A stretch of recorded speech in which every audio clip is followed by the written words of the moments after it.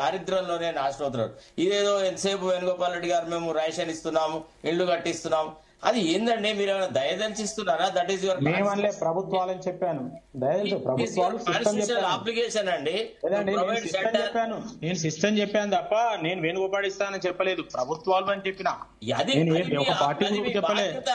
మీరు అధికారంలోకి వచ్చినప్పుడు ప్రామిసులు చేసి వస్తున్నారు కాబట్టి అది మీ బాధ్యత. మీరు ఇప్పుడు సార్ మీరు చెప్పేది ఎట్లుంటదంటే వాళ్ళు చేసేది చేస్తారు, వాళ్ళని మాత్రం మీరు తుపాకులు ఉన్నా ఏది ఉన్నా కూడా దొరకబట్టి చట్టం ముందు పెట్టాలి తప్ప వాళ్ళని చంపేందుకు అధికారం లేదు. కావాలంటే వీళ్ళు చచ్చినా పర్వాలేదు అనేది మాట్లాడుతున్నారు. మీరు రూల్ ఆఫ్ లా గురించి మాట్లాడారు. రూల్ ఆఫ్ లా అంటే మీ దృష్టిలో చట్టబద్ధ పాలన.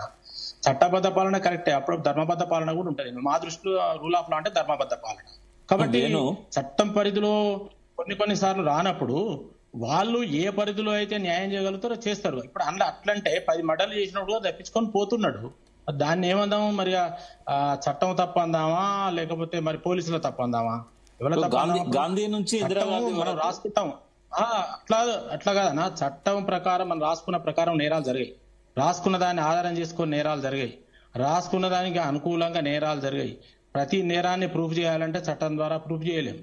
మనకు తెలుసు, నాకంటే ఎక్కువ మీ వకీలకే తెలుసు. నేను ఇంతకుముందు చెప్పిన 100 హత్యలు చేస్తే 90 ప్రూఫ్ అయితే లేవు. మరి ఎందుకైతే లేవు? వకీలే చెప్పాలి జవాబు. అలా మీరే చెరోదిక్కుండి వాదిస్తారు కదా. నేరస్తుడు హాయిగా తిరుగుతున్నాడు కదా. కాబట్టి నేనేమంటున్నా అంటే మనం రూల్ ఆఫ్ లా అంటే చట్టబద్ధ పాలనే కాదు ధర్మబద్ధ పాలన కూడా అని నేను అంటున్నా. ఈక్వల్ డిస్ట్రిబ్యూషన్ గురించి మాట్లాడుతున్నాడు. ప్రపంచంలో ఈక్వల్ డిస్ట్రిబ్యూషన్ గురించి మాట్లాడినప్పుడు equal work system, equal capacities, equal skills ఉండయి. నేచర్ సిస్టమ్ ఉంటది. నేచర్ లో ఉన్న సిస్టమ్ ప్రకారం అది నడుస్తుంటది. కానీ ఈ ఈక్వల్ డిస్ట్రిబ్యూషన్ అనేది మాట్లాడుకునేందుకు చాలా ఈజీగా ఉంటది. ఇప్పుడు నేనేమంటున్నా అంటే నేను ప్రకాష్ ఇద్దరం ఉన్నాము, మా ఇద్దరికి సేమ్ సంపద ఉండాలంటే ఉంటుందా? నేను సంపాదించి ప్రకాష్ గారికి ఇవ్వాలంటే ఇస్తామా? మనిషి జీవించే హక్కు కల్పించాలా లేదా, ప్రభుత్వాలు బాధ్యత ఉన్నదా లేదా అని మనం ప్రశ్నించవచ్చు, అడగొచ్చు. జీవించే హక్కును కాపాడాలి, వాళ్ళకి ఫెసిలిటీస్ ఇవ్వాలి, ఇవన్నీ ఇవ్వాలి. కానీ అందరికి ఒకంత అందరికి ఒకంత పరీక్షలో మార్కులు రావు. అందరు డాక్టర్లు గారు, అందరు అడ్వకేట్లు గారు. అట్లనే ఈక్వల్ డిస్ట్రిబ్యూషన్ అనేది మాట్లాడేందుకు చాలా దూడబట్టినట్టుంటది. కానీ ప్రాక్టికల్ ఎంతవరకు సాధ్యం అనేది లేదు. దయచేసి మీరు అర్థం చేసుకోవట్లేదు. ఈక్వల్ ఆపర్చునిటీస్ వస్తే ఈక్వల్ డిస్ట్రిబ్యూషన్ అనేది సంపద దానంతరం అదే జరుగుతుంది. కొందరు ప్రివిలేజ్డ్ క్లాసెస్ గా ఉన్నారు, కొందరు అన్ప్రివిలేజ్డ్ గా ఉన్నారు, కొందరు దుర్భర దారిద్ర్యంలో ఉన్నారు. భారతదేశం లాంటి వ్యవస్థలో మీకు ఒక విషయం చెప్తా సార్, మీకు ఒక విషయం చెప్తా.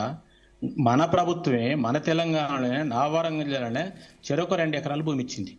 ఆ 2 ఎకరాలు 4 ఎకరాలు చేసుకున్నాడు ఆయన, ఆ 2 ఎకరాలు తాగి అమ్ముకున్నాడు ఆయన. దాన్ని ఏమందాం? అడ్డగోలు కాదు, ఇది ప్రాక్టికల్ చెప్తున్నాయి. ఫీల్డ్ మీద ఉన్నాను కాబట్టి చెప్తాను. అంటే అప్పుడు ఈ 2 ఎకరాలు ఆయన 4 ఎకరాలు చేసుకుంటానో భూస్వామి అవుతాడు, 2 ఎకరాలు ఆయన తాగి అమ్ముకుంటానో పేదోడు గరీబోడు మంచోడు అవుతాడా అని ఎవరన్నారు? ఎట్లా చెప్పండి? వాని కర్మ ఫలితం కూడా ఉంటుంది అనేది మీరు నేనలే. మీరు ఈక్వల్ డిస్ట్రిబ్యూషన్, ఈక్వల్ ఇవన్నీ మాట్లాడుతున్నారు కదా.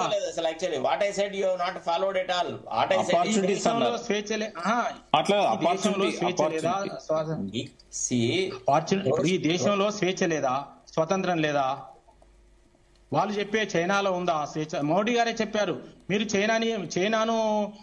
చైనాలో జరిగిన డెవలప్మెంట్, చైనాలో ఉన్న సిస్టమ్ తీసుకొచ్చి మీరు ఇక్కడ భారతదేశంలో పోల్చకండి. భారతదేశంలో ఉన్న సిస్టమ్ వేరు, చైనాలో ఉన్న సిస్టమ్ వేరు అని చెప్పారు. నేనేమంటున్నా, మనం సబ్జెక్టు ఒక మాట. ఇప్పుడు మహాత్మా గాంధీని చంపినప్పుడు, ఇందిరాగాంధీని చంపినప్పుడు, రాజీవ్ గాంధీని చంపినప్పుడు ఇట్లే చంపిల్లా? ఎల్టీటీ వాళ్ళని కూడా ట్రయల్ చేశారు, ఉరిశిక్ష వేశారు. అదే విధంగా వేశారు. అట్లాగా మీరు మహాత్మా గాంధీ చంపింది ఒకటే మాట్లాడతారు. మహాత్మా గాంధీ తీసుకున్న నిర్ణయం వల్ల అర్ధరాత్రి దేశ విభజన జరగడం వల్ల లక్షలాది మంది ప్రాణాలు పోయి ఆస్తులు పోతాయి. అది ఎందుకు మాట్లాడరు? నేను సమర్థిస్తలేను. అదెందుకు మాట్లాడారు? ఎక్స్ట్రీమ్ కాదు. నీకు దానికి గాంధీ బాధ్యత వహించడా? అంటే గాంధీని చంపడం కరెక్ట్ నువ్వు దేశ విభజన అవునండి, నువ్వు దేశ విభజన చేసినప్పుడు అక్కడ ఈ దేశంలో ఆ దేశంలో డివైడ్ అయినప్పుడు ఇక్కడున్న పౌరులు అక్కడున్న పౌరులు ఎక్స్చేంజ్ చేసుకోవద్దా? అక్కడ ఉన్నప్పుడు అక్కడ వాళ్ళకు రక్షణ ఎట్లా, ఇక్కడ రక్షణ వీళ్ళు ఆలోచించారా? లక్షల మంది శవాలు వస్తుంటే మండదు అవనికి. సరే అంటే ఎక్కడికో వెళ్తుంది చర్చ, లెటర్స్ రిస్ట్రిక్ట్ కాదు. ఇప్పుడు ఉపన్యాసాన్ని పూర్తిగా అవకాశం వచ్చినట్టుంది. నేను చెప్పలే గాడ్సే గురించి, గాంధీ అని చెప్పారు. నేను చెప్పలే. ఇప్పుడు రికార్డు ఉంది. గాడ్సే గురించి ఉరి శిక్ష వేసిన జడ్జే చెప్పాడు, ప్రజా కోర్టులో పెడితే గాడ్సే శిక్ష వేయరు, నా మీద ఒత్తిడి వల్ల చేసిన అని చెప్పిండు. ఒక్కరు కూడా దొరకనియకుండా సీక్రెట్ కలిపిండ్రు. చర్చ అంటే తీస్తేనే మాట్లాడినా, నేను తీయలే ఆ చర్చ, అది ఫేస్బుక్ లో తీయలేదా చర్చ. అది మనం ఒరిజినల్ రికార్డ్ మన జడ్జిమెంట్ తీసుకుంటే ఆయన రాసిన బుక్ లో గాంధీ పేరు పెట్టుకున్నప్పుడు గాంధీ పేరు పెట్టుకున్న వాళ్ళు 3,000 మంది సిక్కులను చంపినారు. శరత్ గారు చెప్పండి.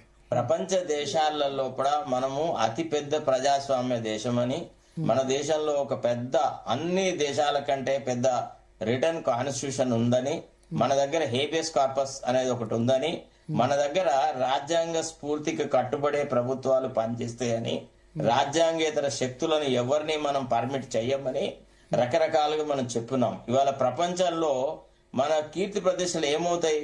ఈ రకంగా మనం మన దేశ పౌరులనే కొన్ని కారణాలతోని దొరికినట్టు వాళ్ళని దొరికినట్టుగానే చంపితే దీన్ని మనం ఎట్లా, how do you justify it on the international arena? అసలు వీళ్ళకి ఆ ఫండమెంటలిస్ట్ సద్దాం హుసేన్ తర్వాత మిగతా వాళ్ళకి మధ్య తేడా లేకుండా మాట్లాడేస్తా. ఒక్కటి మీరు అనే దాంట్లో ఏంటంటే, ఒక సిద్ధాంతం నువ్వు తీసుకున్నప్పుడు ప్రజాభిప్రాయం కూడా కూడగట్టాలి. ఇప్పుడు ఉదాహరణకు మీ కోర్టులు చట్టాలలో గ్రామాలలో, నాకు తెలిసి గ్రామాల్లో జరిగే పంచాయతీలు ఏవైతే ఉన్నాయో రోజు 1000 కోట్లకు వచ్చేది 10%, 20%. వాళ్ళు కూర్చొని పరిష్కరించుకుంటున్నారు, న్యాయం చేసుకుంటున్నారు. అవన్నీ కోర్టుకు వస్తే కోర్టులు సరిపోవు. ఇవన్నీ కూడా సమాజంలో కూడా నీతి ఉన్నది. సమాజంలో చట్టం అవతల కూడా పరిష్కారాలు అవుతున్నాయి. అయితలేవని మనం అనుకోవద్దు. మనమే మొత్తం ఒక కోర్టులు చట్టాలే ఇవే వకీళ్ళే వీళ్ళ ద్వారానే మొత్తం న్యాయ వ్యవస్థ నడుస్తున్నాను కూడా తప్పు. సమాజం నీతివంతంగా బాధ్యతాయుతంగా బతుకుతున్నది కాబట్టి మనం బతుకుతున్నాం. కాబట్టి హక్కుల గురించి కల్లూరు శ్రీనివాస్ రెడ్డి గారు సీనియర్ జర్నలిస్ట్ జాయిన్ అయ్యారు.